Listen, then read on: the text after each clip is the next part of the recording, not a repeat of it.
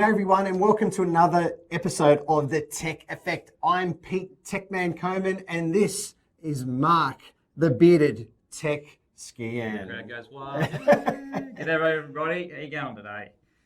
How are you, Mark? Good, mate. That's good. Yeah, great. Kicking butt. Yeah, always. Yeah. I'm looking forward to our chat today. Always looking forward to our chats. We're going to talk about 5G. Yes. And try and get some understanding of what the hell it is and what it might mean to us as consumers. Exactly. So, yeah. So Pete, why don't I just give you, or ask you, 5G. Yes. The two letter and Yes. number and letter. Yes. Yeah. And is there something in that straight up that Yeah. we need to consider? You know, because we've come 3G and 4G. Yeah, sure. So I think the first thing is that there's a lot of misconception out there of what 5G actually is and what it means. Yeah. Okay. So in a nutshell, it's fifth generation. Okay. Fifth Right. generation of cellular connectivity. Yep. Okay. So around the world, different countries will be adopting different 5G technologies. Yeah. Okay. So it's obviously an improvement from their current 4G, right? Yep. Obviously, it makes sense.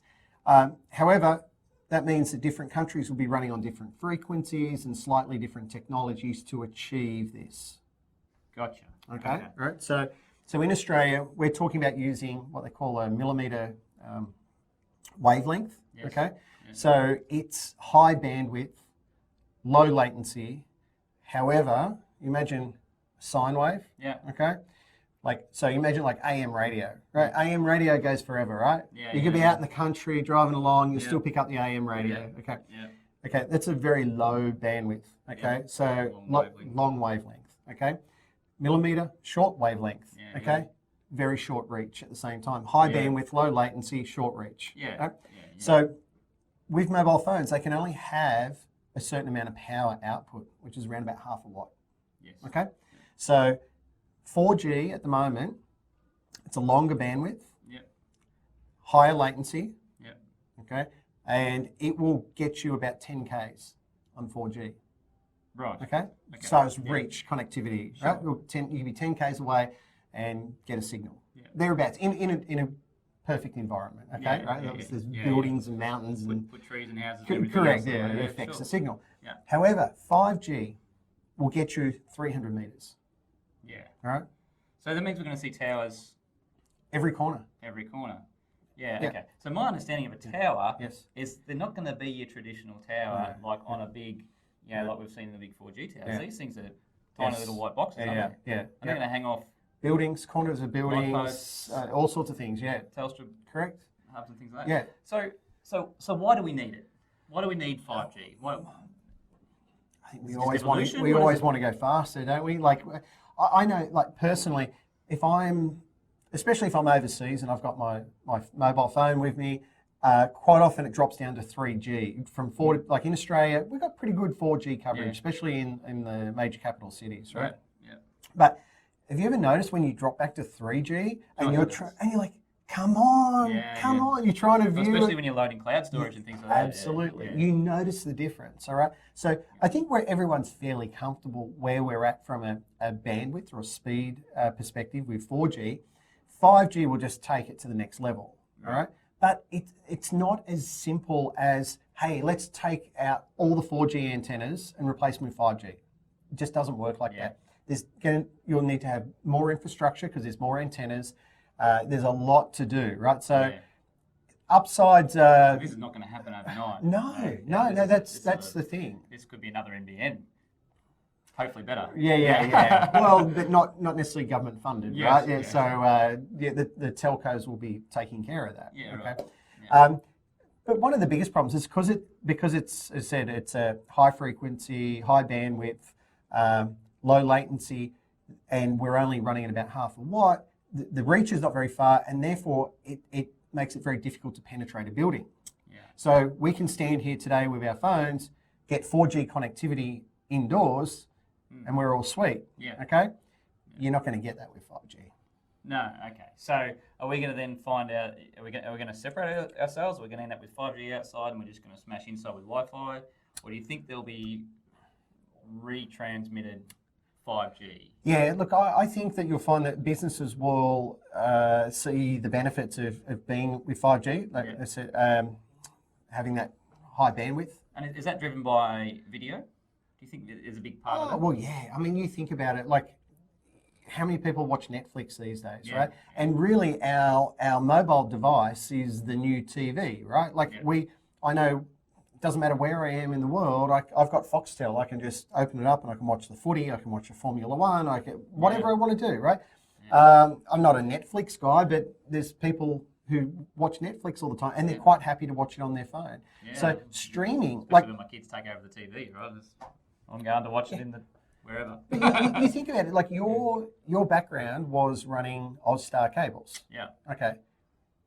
None of that anymore. All that gets streamed via the internet. Yeah. Okay. So you think about it, the advantages there of, yes, whilst there's more costly infrastructure going in for the 5G antennas, well, suddenly we're not necessarily running cables to everyone's houses, right? So suddenly they could be on 5G, have 5G modems and so on, so that you can actually have that speed. Yeah. So the answer to that is there's going to be rebroadcast somehow. But there have to be. To rebroadcast into a house, I suppose at that point you've still got to get a feed somehow. Yeah. To the house. That's the thing. We're saying there's still some challenges that need to be worked through. Okay, but you're talking about at the moment 5G will get you up to, in a perfect environment, up to about 20 gigabits per second, which is pretty huge. Yeah. So it's pretty quick. Yeah. Right. So. If we look at a commercial standpoint of that, there's going to be opportunity for infrastructure build. Absolutely. In our country. Absolutely. Yeah. So there's a lot of infrastructure with the carriers, but also internally, right? Because you're going to have a lot of these businesses are going to want to retransmit that 5G signal internally. So you reckon that's going to be over fibre or CAT? Oh, it has to be fibre. Yeah. Well, you're doing 20. You're talking about trying to transport 20 gigs, right? If you could get to 20 gigs. Yeah, that's right. Yeah. Once again, you're talking about a perfect world, and how many devices really can we run on that sort of stuff? Yeah. So I believe that you'll actually be able to get a lot more devices. I can't remember what the figures actually are off the top of my head. But you're going to have more antennas, right? So. You're going to have more bandwidth all around you. Okay. I think the other thing to consider is for autonomous vehicles, right? You're talking about, you got 1 millisecond of latency there, so it's real time. Yeah. So vehicles, it's really the power of 5G, isn't it? That's right. Exactly. So you can have these cars driving along, talking to each other as they're driving along, sharing information, traffic, where they are, positioned in relation to each other, that kind of thing. Okay, so let's we're going to digress here a little bit. So if we get onto autonomous vehicles, this is a bit of a passion of yours. Yeah. Right. Now I spent a lot of time in the States, and I just couldn't get my head around it prior to going to the States around autonomous vehicles. But once I use Google Maps over there, and you see how live that data is, and you're going, okay, now I can see that there is actually a future for autonomous vehicles. And because my Google Maps on my phone, that's just going to be built into the to the car, right? Correct. I'm assuming. So it seems to me that whether it's Google Maps or something else, but something similar. Waze or all those. So my biggest thing is, I think that I recognise that the biggest challenge with going to autonomous cars won't be the technology. Right. It'll be the people. Okay. So my thinking is that when the whole world's autonomous for cars, it's going to be safer than houses. Safe is safe. Yep. But as soon as you put a person there that can make their own decision, all of a sudden it's not so safe anymore. Yeah, it can be looked at in a number of different ways, right? So obviously with the vehicles, there's going to be algorithms that make decisions, right? Yeah. Okay, so it ties in obviously AI. Yes, that's right. So you've got this artificial intelligence, this machine learning to actually make decisions. So if it's autonomous, okay. So you think about it. You're in a position, you're driving a vehicle and a dog runs across the road. Yes. Do you hit the dog or do you swerve to miss the dog, right? And potentially injure somebody else who might be walking on the footpath or in the car next to you, or you're making a split-second decision, right? Yeah. The car is going to have to do the same thing. Yeah. What does it do? What is the choice? What's the right thing to do? Great question. But this is the thing. So people are going to argue about, the safety of autonomous vehicles. Yeah. Right. You have the same. If you're driving the vehicle, you've got to make a split-second decision yourself. All right. So it's going to be interesting to see how these vehicles, because does it try to protect the people in the car? Does it try and protect the people out of the car? What? Well, I guess there's some of that. It depends on if it can see the people outside the car. Yeah, but if someone's run across, like see sensors and things like that's that right. in the cars, like we are now already, on line sensors and different things on cars. But if a car's doing 60 k's, 70, 80 k's down the road, and someone steps out in front of the car can't stop, right? Yeah. But it could take evasive action. Does it take evasive action, or does it, and possibly injure more people? Yeah. You see? Yeah. That's the dilemma that we're in. But that's no different to if you were driving the car. As the algorithms develop, we get more data. The algorithm's gonna be tighter than probably we could, and faster. It's funny how we accept the judgment of ourselves, but if that was left up to an algorithm, we don't like to accept that because the machine made the decision on it. Yeah, and the first thing to blame in this world is going to be the machine. Well, it was like, last year a Tesla car was on autopilot and it hit someone on a bike. There was reports that, that person just really stepped out in front of the car. What are you going to do? Yeah, there was all this uproar with, Tesla, it's bad. And well, what if the person was actually driving the car? The same thing probably would have happened. You know what I mean? Yeah. So I think for me, I think it's a mute point, but it'll be interesting to see what those algorithms do, because they're black and white, they're on, they're off. It's digital, right? Yeah. Okay, so autonomous cars, so real time. Yep. 5G is real time, so it'll be a big factor for autonomous Correct. cars. 5G, flipping back, health perspective. There's a lot of stuff around. Yeah. One of the European countries has just gone, until you got some more data. Yeah. We're not. That's right. Certainly in Australia now, there's groups on Facebook who are banning 5G. There's people looking just to get the hell out of the city and get to the country where there's no coverage at all. Yes. What's your take on that? Look, I've read a fair bit about 5G, and I've seen videos of birds dying unexpectedly when 5G is being turned on. Like I said, 5G is not a technology, it's not a specification as such, right? So what we use in Australia, they might not use in the US, or they might not use in Europe, and so on. So it's very hard to just to have a blanket sort of statement saying it's all bad. Yeah. You might find that certain frequencies are worse than others. Oh, of course. Okay. Yeah, So look, there is some negativity out there. There is some concern about the health of 5G. Yeah. But it'd be what I would like to know. To make a more accurate comment on it, I would actually want to know, hang on, what frequencies are they running at? What technologies are they running? What power are they running? Well, all those kinds of things are all obviously going to come into the health and well-being of people and animals, or the environment. Yeah, and I'm sure, look, because I don't think we're going to stop 5G. It's an evolution.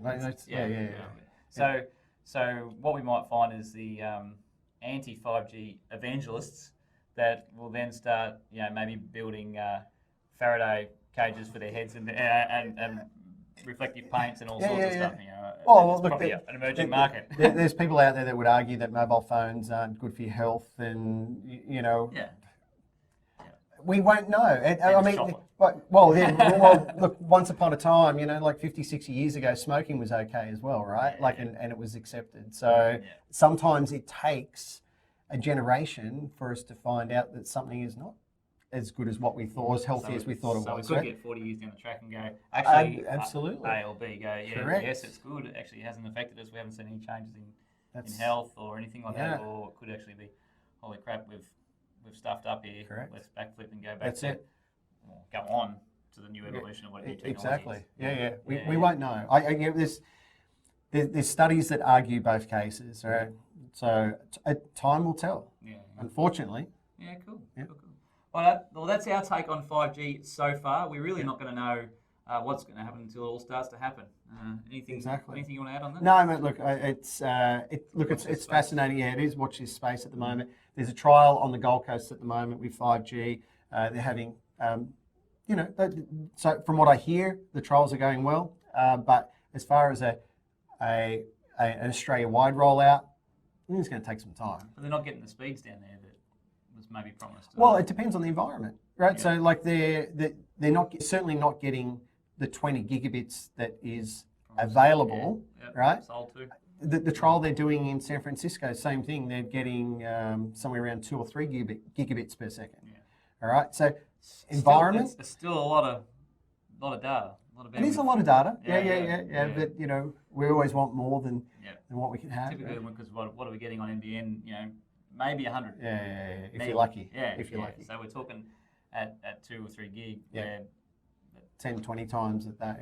Yeah. So it'll be interesting to see how all this rolls out. Exactly. What, 5 years? Do you think? Oh, I think it'll be sooner than that. But it's as I said, it's just not as simple. When they went from 3G to 4G, basically swap the antennas out, do the upgrades, similar technology. 5G, talking about different technology. Well, there you have it. That's 5G from our perspective. Yep. Thanks, Mark. See you guys.